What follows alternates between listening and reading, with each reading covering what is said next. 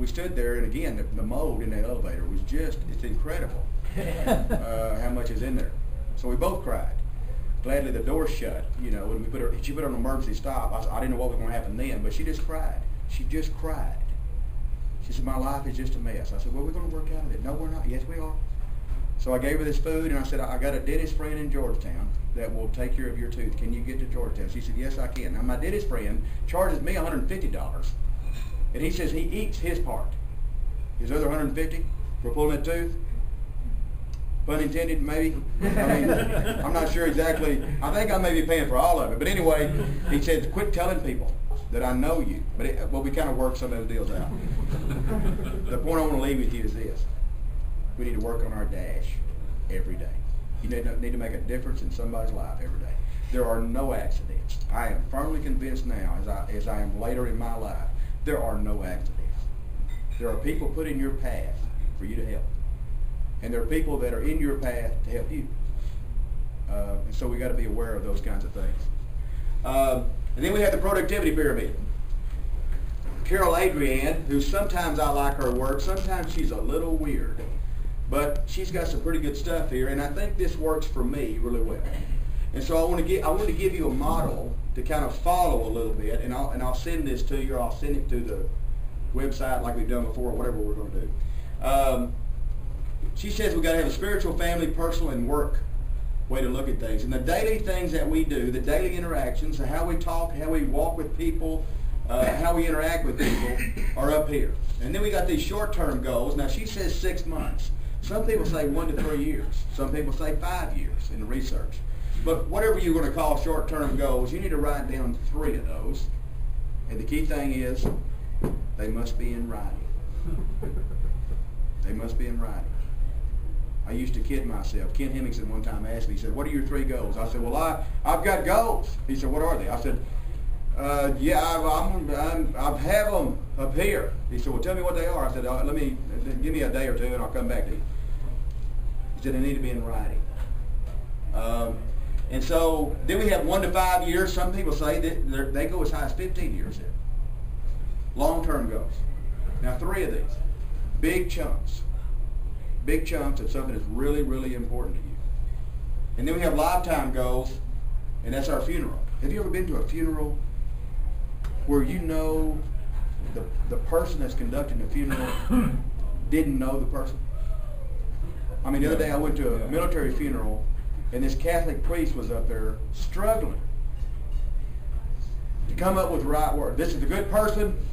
This person had worked with the Scouts, been with the Scouts a while, coached baseball sometime. He had no idea who this person was. Now, contrast that with my uncle who died not too long ago, and he had all of his hunting buddies come up there, and they told these hilarious stories, and some sad ones. So, some people say that we need to pick out about 4 or 5 people to talk at our funeral, and we need to kind of tell them what to say so that they don't mess it up when they get an opportunity. So, then we got these core governing values. Now, my grandmother used to say your character is what you are in the dark. So, what are these core governing values? What are the things that you will not sway from? We need to write those down as a part of our big strategic planning process. Now, and Adrienne also talks about this. She said these are the things that are really important in life.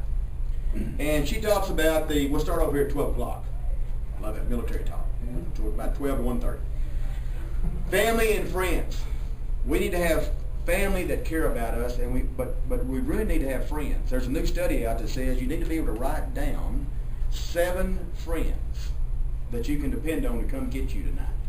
And you tell your loved ones, listen, if he calls, if she calls, I've got to go. One sitting here with me, Donald. If Donald calls, I'm going day or night, whenever he calls.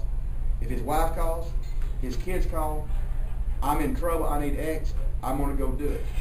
And the sky's the limit because I know what a great person he is. And so you got to have these families and friends. Now, in East Texas, a good friend is somebody to help you move. You know what I'm saying? I mean, if you check on your friends, when you ask them to help you move, see how many you have. Now, a great friend in East Texas is somebody will help you move a body, but that's something else that we don't have. So family and friends.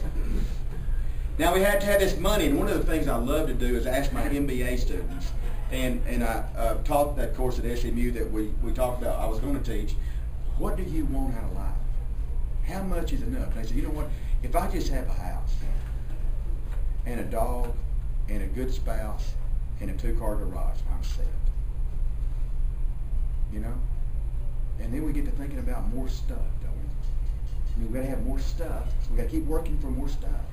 And people get ready to retire, and we can't retire. Why? Because we've got stuff that we're still trying to pay off that we don't really need. So we got to think about money. I had a friend the other day, one of my friends that was in the military with me, retired in 1990. I'll never forget it. He went to Dell Computer. You know, Dell Computer had like 5 or 6 splits out there in like 3 years. He became a Dellionaire. You know, he took all of his pay raises every quarter in stock. He ended up with $6.2 million. Now the reason I know that is because every time we would go to eat, he would show me. You know, and of course I don't even know what $6.2 million looks like. I mean, I have no earthly idea. But he called me one day, and I'll never forget it, about 3 years ago, maybe 4. He said, I got a serious problem. I said, what is it? He said, I just went to the doctor, and the doctor said I got 6 weeks. He said, but you know, I told the doctor I got money. The doctor said, well, you need to decide who to give it to. He said, well, you don't understand. He said, the doctor said, there is one of us here that does not understand, but it is not me. He went down to MD Anderson. He paid $250,000 for 6 days of tests down there. And he ended up finding out that he had 1 week less than what the doctors here in Austin told him. On his deathbed, about 3 days before he died, I visited him down at St. David's. And he said, you know, Pete, he said, the doctors don't understand how much money I have. I mean, he was still hung up on money, which, by the way, didn't do him any good. But, you know, rather than give the money to Habitat for Humanity, hospice, or some other places, he held it to the very end and let everybody in his family fight over it. I said, do you know how many people you could help? I said, you could build a whole block of houses for Habitat for Humanity. He said, yeah, but I may need this. And the last night I told him, I said, not where you're going. You don't need that. It's kind of like that guy that he's talking to God, and he said, God, can you let me just take something from earth? And the God, you know, like Charlton Heston's voice said, yes. And so he loaded up some things in a briefcase. He goes up to St. Peter, and when he dies, and St. Peter looks at him, and he says, you can't come into heaven with anything. He said, I've been given special permission. I have prayed and prayed and prayed, and I've been given special permission to carry this briefcase in here. He said, well, that's never happened, ever. And this voice said, it's okay. He said, okay, come on in. So he goes on in. He said, by the way, what did you bring from earth that is so precious to you? He opened his briefcase, and there were 5 gold bars. And he said, well, what in the world, of all the things you could pick on earth, he said, why did you bring asphalt?